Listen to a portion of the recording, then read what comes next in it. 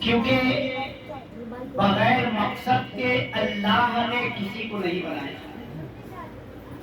بغیر مقصد کے اللہ تبارک و تعالیٰ نے کسی کو پیدا نہیں کیا. اللہ نے ہر شے کو ایک مقصد کے تحت بنایا اور خلق کیا. ایک بار حضرت موسیٰ کلیم اللہ کوہ طور پر جا رہے تھے. راستے میں دیوار پر ایک چھپکلی پر نگاہ پڑی. اس پر نگاہ پڑی, چھپکلی پر نگاہ پڑی. کچھ سوچا, کوہ طور پر پہنچے, اللہ رب العالمین سے سوال کیا. دیوار پر ایک چھپکلی پر نگاہ پڑی, کچھ نہیں کر رہا تھا, چپکا ہوا تھا.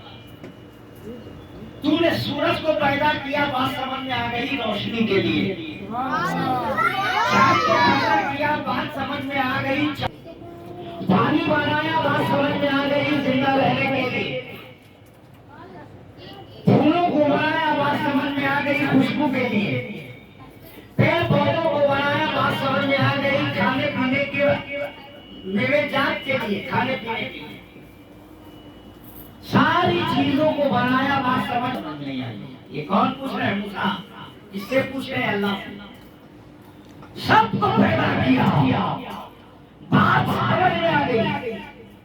یہ چھپکلی کو پیدا کیا, بات سمجھ میں نہیں آئی.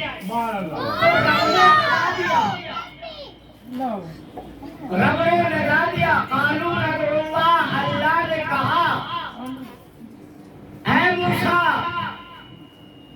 ابھی تھوڑی دیر پہلے چھپکلی آئی. کسی مقصد کے لیے چھپکلی کو بھی پیدا کیا تو کسی مقصد کے لیے. بے سبب کچھ سبب نہیں غالب. کچھ سبب ہے کہ پردہ داری ہے, اور بے وجہ نہیں غالب. تاکہ کی سیاہ پوشی, اس پردے میں پوشیدہ لے رہے جو عالم ہے. تیرے رب نے جو کچھ بھی بنایا مقصد کے لیے.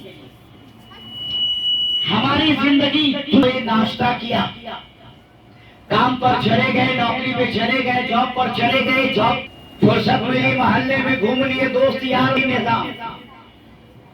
شاعر اسی کو کہتا ہے کہ صبح ہوتی ہے, شام ہوتی ہے, عمر وہی تمام ہوتی ہے. ہم نے صبح اٹھے, اٹھنے کے بعد اپنی ضروریات سے فارغ ہو کر اپنے کام کو سر انجام دیا, اپنی ضروریات پوری کی. اسکول گئے, اسکول جاتا, شام سے لے کر صبح تک. کبھی ہم نے یہ سوچنے کی کبھی کوشش بھی کی ہے کہ اللہ نے ہمیں پیدا کیا, کیا صرف کھانا تھا؟ ہمارے پیدا کرنے کا مقصد کیا صرف گھومنا ہے؟ ہمارے پیدا جانا ہے؟ کیا ہماری ضروریات کسی ضروریات تک, کسی کام تک محدود ہے؟ اللہ نے ہمیں کسی خاص مقصد کے لیے پیدا کیا ہے. کبھی ہم نے سوچنے کی کوشش نہیں کی ہے. اور جب کچھ بھی نہ تھا, اللہ نے تمام انسانوں کے روحوں کو اکٹھا کیا.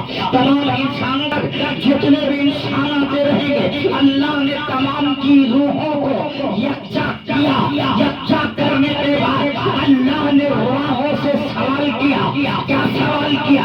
الستو بربکم, کیا میں تمہارا رب نہیں ہوں؟ کیا سوال کیا اللہ نے ہم سے, آپ سے؟ کیا میں تمہارا رب بھی اللہ, تو ہی تو ہمارا رب ہے, تو ہی تو ہمارا رب ہے. تو رب نے پوچھا کہ جب میں تجھے دنیا کے گناہوں سے باز رہیں گے, دنیا داری سے باز رہیں گے, یہ وعدہ ہم نے کر لیا, یہ وعدہ اللہ سے ہم نے کر لیا. اب اللہ نے بندہ کو بھیجا. اللہ جانتا تھا یہ بھول جائے گا, یہ جو وعدہ کیا بھول جائے گا. اسی کو یاد دلا, اور صرف نبی کو یاد دلانے کے لیے نہیں بھیجا کہ تو کیا وعدہ کر کے آیا تھا, کیسے رہنا, کیسے کھانا, بھیجا نا قرآن کی شکل میں. لیکن یہاں بھی بس نہیں ہوا. اللہ نے کہا کہ میرا بندہ کو کتنا کام ہے, پڑھنے کی فرصت ملے گی کہ نہیں ملے گی. اس لیے اپنی عبادت کا 5 ٹائم اعلان کرا ہے. اپنی عبادت کا 5 ٹائم اعلان کرا تاکہ 5 وقت کام میں جائے تو میرا بندہ بھولے نہیں. 5 وقت معذب کہے اللہ بڑا ہے, میرا بندہ بھولے نہیں.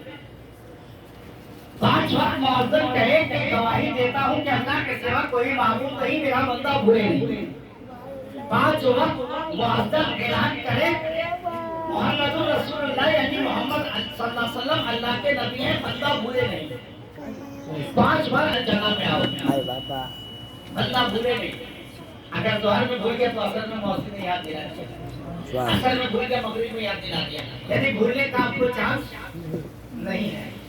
اے اللہ ایسا کاہے کیا مولا, جب ایک بار بول دیا تو کرے. بھائی جان آپ تو صبح سویرے اٹھ جاتے ہیں, آپ تو صبح سویرے اٹھ جاتے ہیں, ہم کو تو اٹھنے میں 8-9 بج جاتا ہے. 12 تاریخ کو میرا پلین ہے, ہم باہر جائیں گے. 12 تاریخ کو میرا پلین ہے, ہم باہر جائیں گے. تو ایک کام کیجیے گا کہ ہم تو بھلکڑ آدمی بھی ہے, تھوڑا یاد دلا دیجیے گا, اور جس سے جانا ہو سویرے ہم کو جگا دیجیے گا. ٹھیک ہے بھائی. اب دوسرے دن کا دیکھو 12 تاریخ کو اگر ریڈی رہو گے بھولو گے نہیں. سبحان اللہ. تیسرے دن بھی کہا دیکھو 12 تاریخ کو فلائٹ ہے, 12 تاریخ کو 12 بجے, بھولنا مت. ایسا نہ تمہارا لائف کا سوال ہے,